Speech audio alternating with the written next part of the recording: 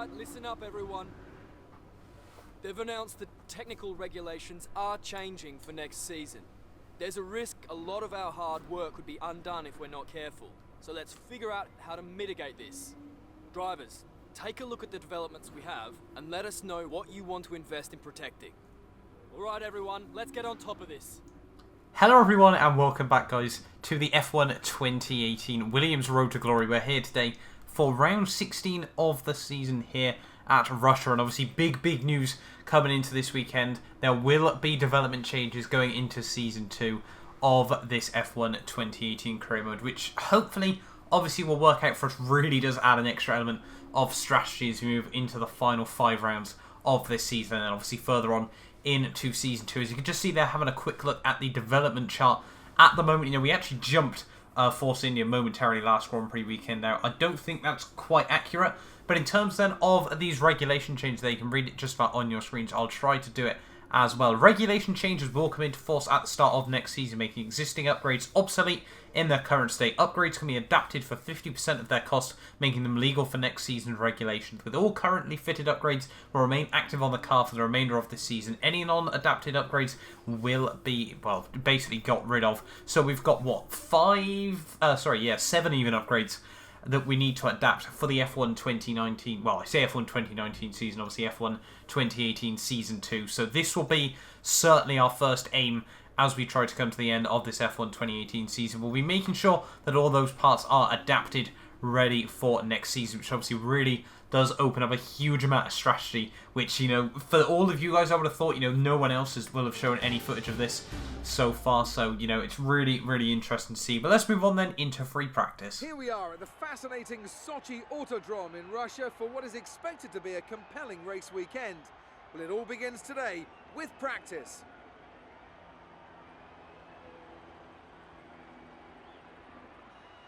Beside me to take you through free practice today is a man with 3 decades of racing experience under his belt. It is, of course, Anthony Davidson. Thanks for joining us today, Ant, and tell me, where should we be focusing our attention today? I think we need to be looking across the entire field to see how far these cars are able to push a single set of tyres. While everyone will be trying different setups and running with different fuel loads, if you're attentive enough, you can definitely pick out trends for each type of tyre compound, which will give us a rough idea of how long the drivers are able to stay out there during a stint in the race.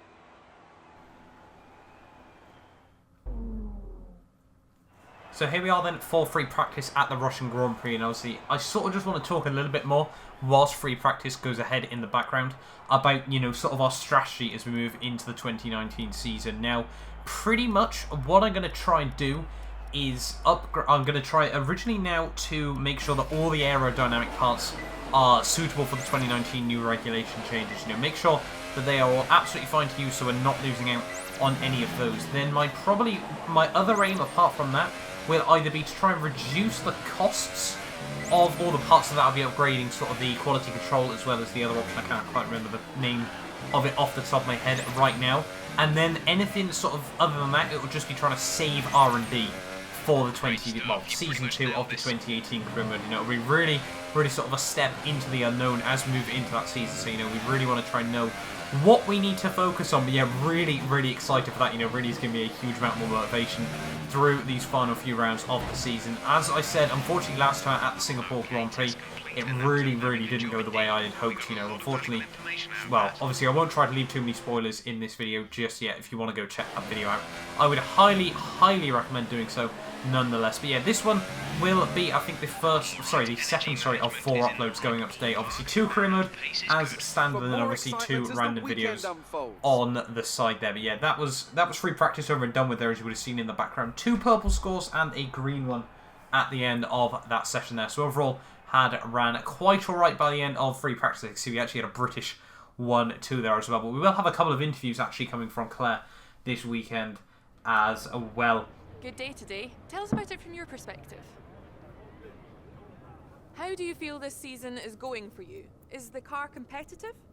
Yeah, I think certainly it is. You know, technically I don't actually think it is, but, you know, Williams are still paying us money, and we need to make sure that we do get it all sorted there. So we'll give them a nice response, you know, make sure the breath goes up. In practice, would you say that you're pretty comfortable with the car?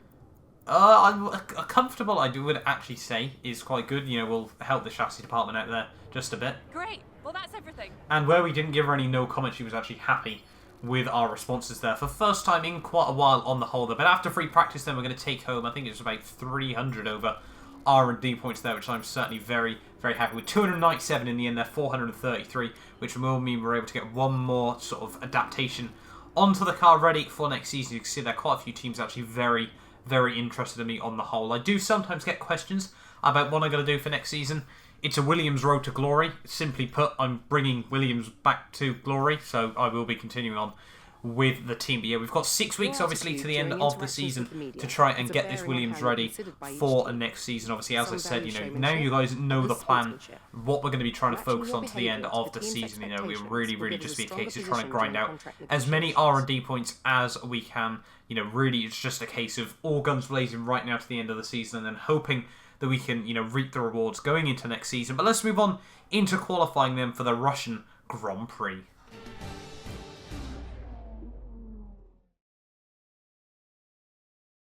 Welcome F1 fans, where qualifying will be starting in the next few minutes as the teams prepare to get out on track at the Sochi Autodrome here in Russia.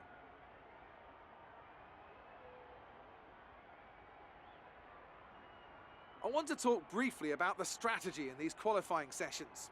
Anthony Davidson, how can a driver adjust their approach to gain those critical extra tenths of a second? Well, qualifying isn't about adjusting your approach necessarily, it's more about trying to repeat a low fuel run that you've practiced prior to this session. You're looking for perfection on the lap, and that's hard to achieve if you're trying something new. There are some variables that can stand in your way, however. Track position or unexpected yellow flags, for example. Coupled with ever-changing track conditions, it's important to be out there at the right moment. But as a driver, you have to try and ignore these distractions and just keep your mind focused on that one perfect lap.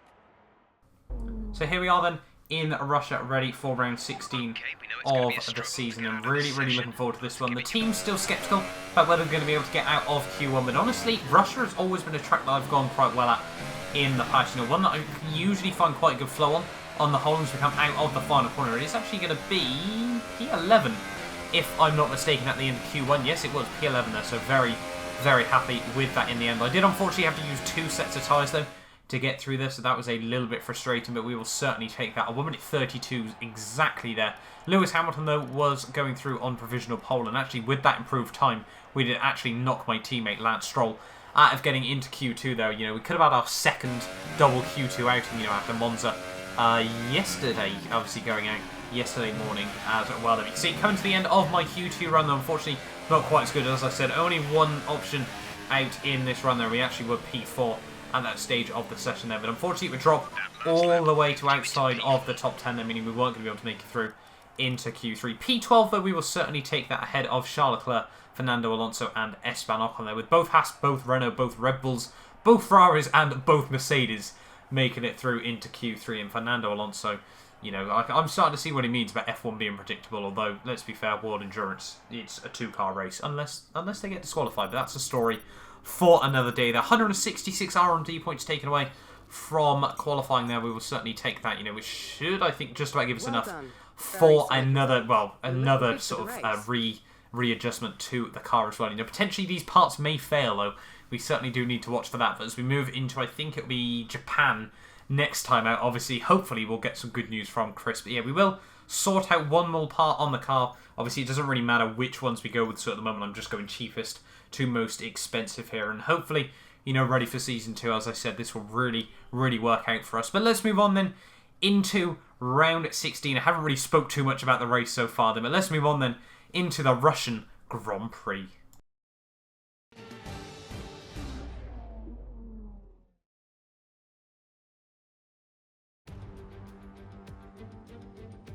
Good afternoon from Sochi as we prepare to get underway for the Russian Grand Prix. The championship battle has some time to go yet, but still expect no quarter to be given here on this circuit that made its debut in 2014 and has already seen some classic racing. Built on the shores of the Black Sea, the Sochi Autodrome is a 3.6-mile tour around some of the venues built for the 2014 Winter Olympic Games. Close barriers may make overtakes more challenging, but with 56% of the lap taken absolutely flat out, we certainly won't be wanting for pure speed. A fitting arena then to do battle at the pinnacle of motorsport. Joining me for today's race once again is Anthony Davidson. Now I want to ask you about Lewis Hamilton. As ever, the threat of unreliability is never far away, and indeed they'll be starting out of position today due to a power unit component change. So it's going to be a difficult task to move forward from there. Everyone has to deal with penalties or reliability issues from time to time throughout their career. You just have to suck up the pain and get on with the job at hand. Today isn't about performing a miracle to put the car back where it should be. It's about effective damage limitation.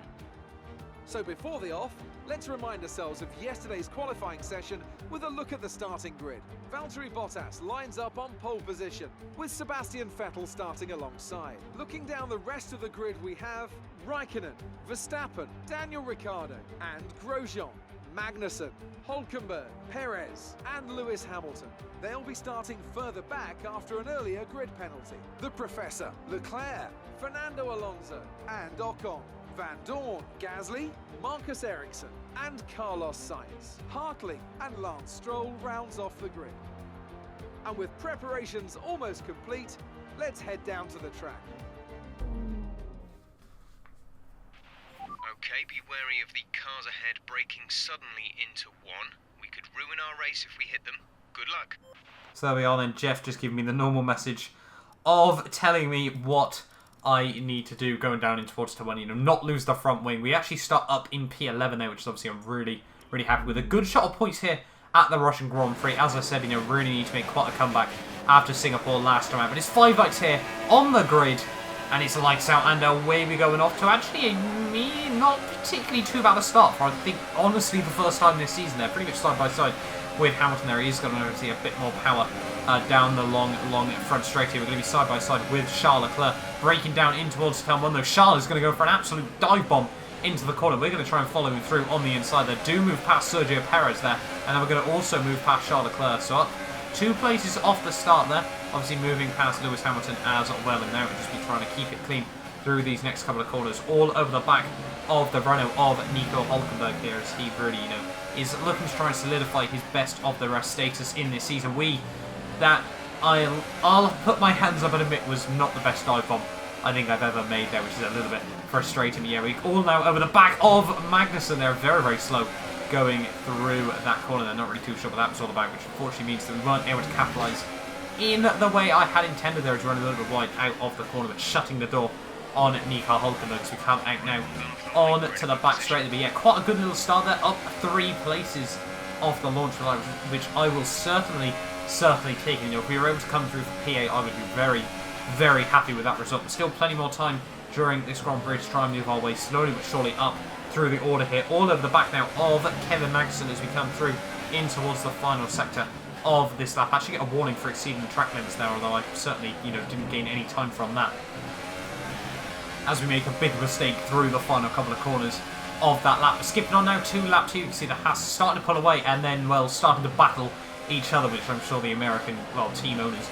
will not be very happy with at the moment there. Grosjean loses the back end. Magnussen is going to try and resend it back down the inside, and just look at how much time we've been able to gain in just 3 corners there. Magnussen runs wide out in towards the penultimate corner there. That's going to move us up 1 place. Grosjean parks the bus very defensively though, and it does get poor traction on the way out, so we're going to try and make it 2 moves in 3 corners on the Haas cars there, and we do now move up into P6 of this Grand Prix there. So quite happy with the progress we've been able to make in the early stages of this Grand Prix here. We're only 1/9 of the way through just yet. The Haas cars, they will be in the slipstream, but they're not going to be able to get back past me just yet on the long run down towards come on there. So we will hold on to P6 at this stage of the day behind the Red Bulls, the Ferraris and Valtteri Bottas there. On to lap 5 though of this race. You can see yellow flags actually out in sector 2 there. Stoffel Van Dorn has got a huge amount of issues on that McLaren car. McLaren really have had a shocking reliability this season. So many grid penalties and so many really poor performances. It's almost like they should have stuck even with Honda after the 2017 season. The VSC is actually going to be deployed there, so I'm going to take a bit of a gamble here and pit onto a set of these soft compound tyres here on the end of this lap. This race was meant to be a fairly easy one-stop on the whole anyway there, but we're going to try and capitalise on this VSC. Like we did at Spa, we didn't gain as much time as I'd originally hoped but we did still gain a bit of time in that Grand Prix, so obviously hoping we can try and repeat that in today's race. Now onto the set of the softs. You can see the VSC is now ending, so we're not going to try and be able to fully capitalise on this, you know, come out still under VSC, or at least I don't think we're going to be able to. There we are, green flag racing once again. This we are going to lose out on a little bit of time there as you just sit in the pit lane there, lighting up the rear wheels though on the way out, and now we're coming back out onto the track. P19, we're going to have a monster of a race if we want to try and fight our way back through the order here, and well, hopefully we're going to be able to start that fight very, very soon there. Just a couple of laps later, all over the back of Carlos Sainz here, but no idea what Van Dorn is doing as we come through turn 1 there. Sainz having to take a very weird line there. Van Dorn, yeah, no idea what he's trying to do on the outside there. But yeah, we do try and have a look up the inside of Sainz there. Have to time it with the green flag, so he tried to turn in on me, but we do now move up into P18 of this Grand Prix there, which I will certainly take, and still looking, you know, just trying to monitor the gap to the cars ahead of me here over these next few laps until they make their pit stops around sort of lap 11, lap 12. And as we move on then to lap 8, I think it's going to be, of this Grand Prix. You can see all over the back now of Brendan Hartley there, so hopefully going to try and get past him. But Van Dorn is still causing havoc up the road now. I think he's 2 laps down in this Grand Prix, maybe even 3 now, as Hartley, he runs wide there. We get past him just in a little bit of a green flag zone there. There's Van Dorn. He's going to hold up my teammate Lance Stroll there, so we're going to try and capitalise on that.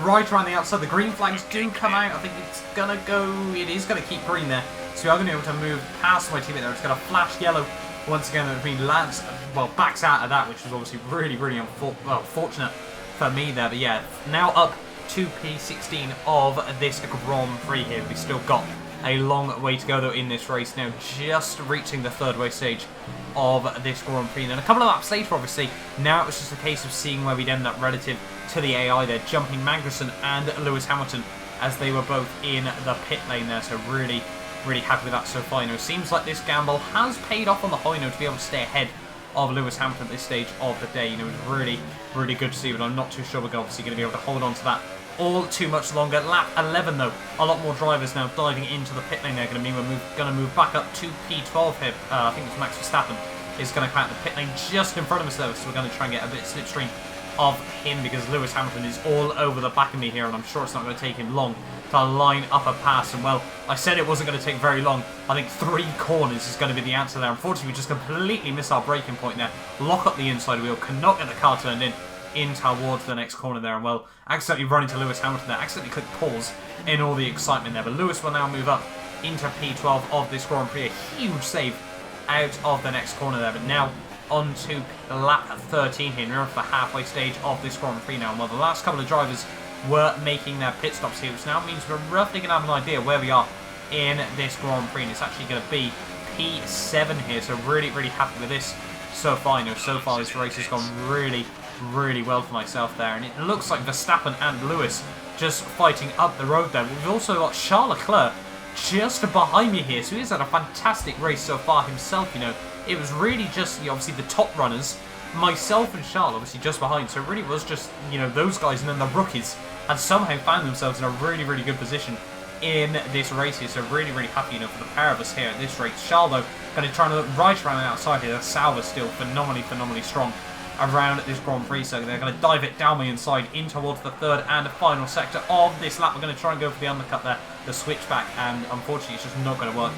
Charles will now move up into P7 of this Grand Prix here, and well, unfortunately for me, you can just see we had a 12-second gap to Magnussen behind here, and honestly, well, just like the real 2017 Russian Grand Prix, obviously I think that race featured no overtakes after that one. Unfortunately, that would pretty much be the same story for me in the second half of this Grand Prix. You know, we had a couple of drivers slowly closing up to the rear of me towards the end of the race, but well, tyres generally seem to be the issue in Formula 1. Unfortunately, in this race as well, it was the same story. You know, by the time all these guys really started to get close, it was actually Alonso that was the one piling on the pressure towards the end of the Grand Prix. Their tyres started to go off. The tyre, you know, sort of the disadvantage I had on mine really, you know, sort of faded away, and well, it meant that we were going to be able to hold on to P8 in this Russian Grand Prix as we come through the final couple of corners though. Sebastian Vettel, 2 races off the podium, he comes back in fine form to, well, he gets his 14th podium in 16 races there, a fantastic race by him. I think he's almost guaranteed himself the Drivers' World Championship at this stage of the season there. But through the final corner, P8 and 4 points in the bag. Great drive, great drive. We're really happy with that performance.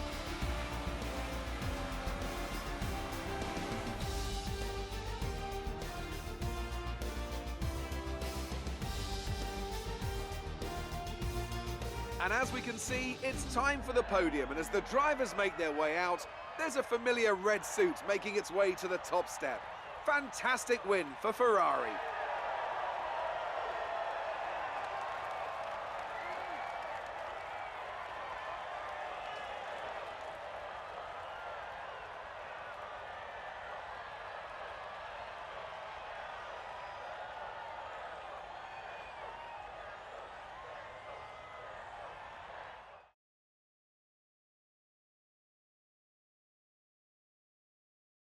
And now let's take a look at the driver's standings. It's a good result for Sebastian Vettel, who moves further ahead at the top of the table. Moving on to the driver of the day then.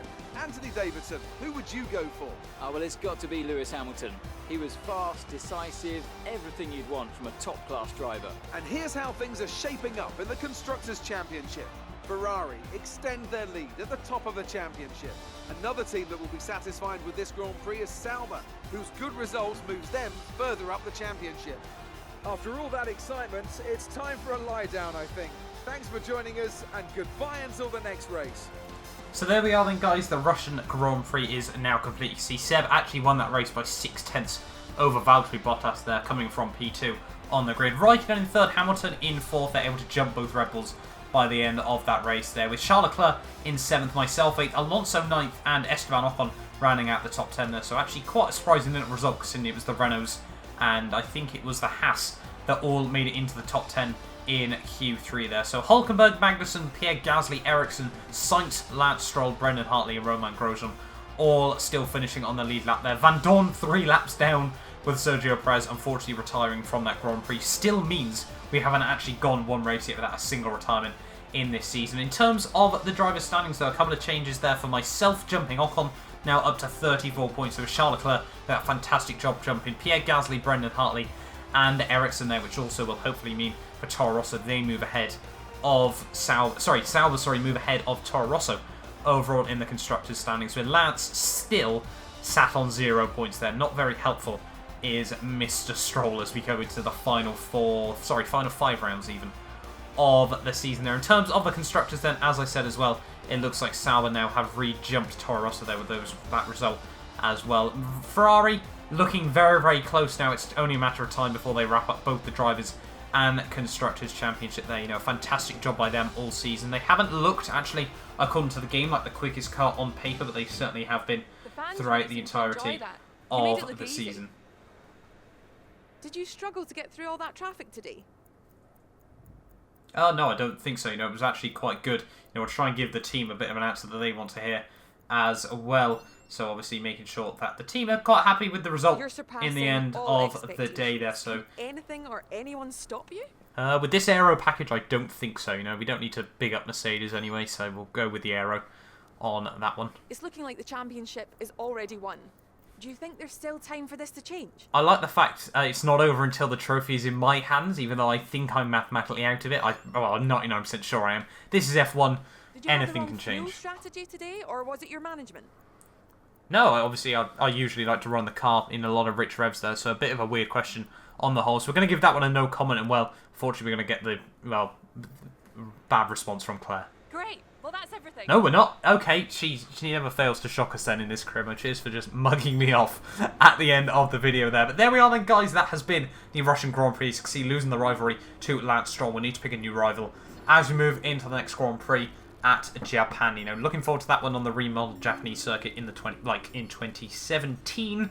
In terms of R&D, though, it's going to be just under 400 points. That takes us up to 445 overall, which will give us one more upgrade there. Barely miss out on the extra 500 points for the qualifying P11, obviously, where we started P12. Well, sorry, we qualified P12 at the Russian Grand Prix. They're obviously not qualifying at Singapore. Moving slowly but surely to the veteran ranking, as well as pretty much remaining level in the It's time for us to sportsmanship or renegotiate your showmanship contract. rating. In terms of race bonus, we're pretty much going to focus entirely on R&D here because, you know, we're going to try and go for, I think, level 3 R&D and then level 1 on the upgrades and then level 1, I think, on the development as well. There's no need for pit stop efficiency. The Williams very, very good as it is. In terms of the contract value there, get a little bit closer to my maximum value there. But there we are then. That'll obviously carry over in to the next Grand Prix. Thank you guys so much for the support on these videos. As I said, you know, I think it was in Singapore yesterday. I am now having to record these ahead, so I can't sort of say, you know, thank you for X amount of subscribers because, well, either I'd already hit it ages ago and another video would have gone up, or, I can't just guess and say that I have. But yeah, thank you all so much for watching. Do not forget to like, subscribe, and hopefully I will see you guys next time for the Japanese Grand Prix.